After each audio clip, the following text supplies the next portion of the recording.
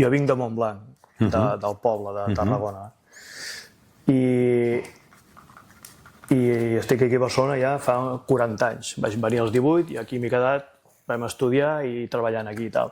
I quan torno al poble moltes vegades, a la casa dels meus pares, miro calaixos d'aquests antics i això, i hi ha una quantitat de paperam de quan jo era petit i dibuixava, que jo ara mateix penso, hosti, com ho podia fer jo això? Com tenia tant de temps com per fer tanta quantitat de dibuixos?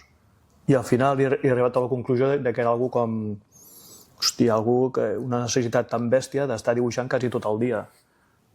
O sigui, una cosa, no és malaltís, però... Però per tant això és un do, però això és un do, per tant. És un do i una necessitat alhora, no? També d'estar dibuixant. O sigui, jo sempre em recordo els meus companys de classe que el mestre estava explicant la lliçó i estava dibuixant.